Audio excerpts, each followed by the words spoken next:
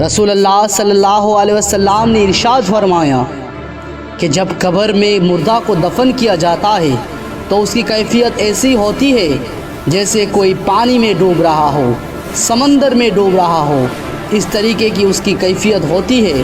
پکارتا ہے، بچاؤ مجھے، بچاؤ، بچاؤ مجھے، بچاؤ۔ کہاں ڈال کے جا رہے ہو مجھے کہاں چھوڑ کے جا رہے ہو؟ یہاں بہت اندھیرا ہے۔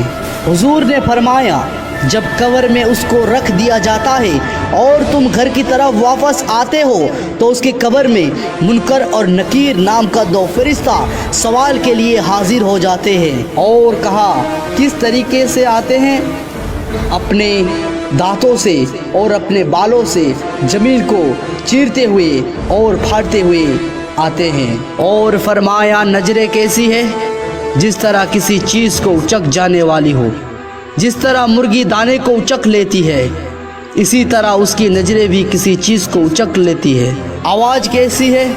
جس طرح بجلی گرج رہی ہو، کڑک رہی ہو، اس طریقے کی ان کی آواز ہے۔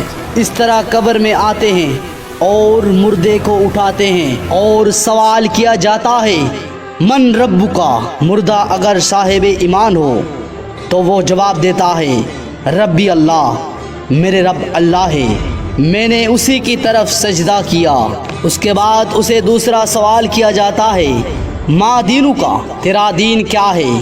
وہ جواب دیتا ہے دینی الاسلام، میرا دین اسلام ہے۔ تیسرا سوال ہوتا ہے ما کنت تقول فی حق کی حاضر رسول، بتا تو اس شخص کے بارے میں کیا کہا کرتا تھا؟ وہ کہتا ہے وہ محمد رسول اللہ صلی اللہ علیہ وسلم، اے میرے آقا ہے، اے اللہ کا رسول ہے، اے میرے آقا و مولا ہے۔ تو آواز آتی ہے اے فرشتو، اس کے لیے جنت کی راہیں کھول دو، جنت کی بچھونا بچھا دو اور جنت کی کھڑکیاں کھول دو اور اسے جنتی تاج پہنا دو، اس کی قبر نور سے منور کر دو کیونکہ اس نے جواب اچھی دیا ہے۔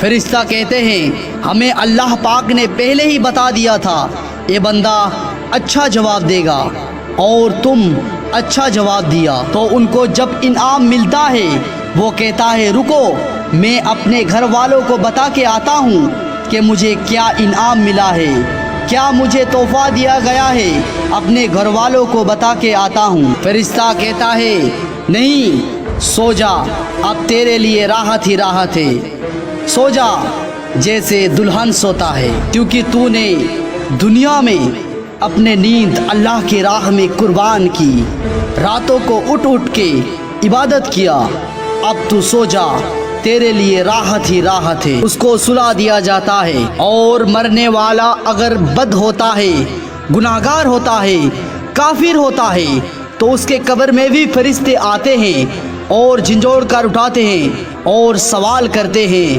من ربو کا، بتا تیرا رب کون ہے؟ وہ کہتا ہے ہاں لادری، مجھے نہیں پتا میرا رب کون ہے۔ سنا تو تھا دنیا کے اندر رب اللہ ہوتا ہے پر اس کو یاد نہیں آئے گا، سوچے گا اے نام تو سنا تھا لیکن یاد نہیں آئے گا۔ رسول اللہ صلی اللہ علیہ وسلم نے ارشاد فرمایا جو اللہ کی طرف اپنا سجدہ کرتا ہے، جس نے اپنے دعا کا رخ اسی کی طرف کیا ہے، جس نے اپنے معبود اسی کو مانا ہے، اسی کو جواب یاد آئے گا، باقی کو جواب نہیں یاد آئے گا۔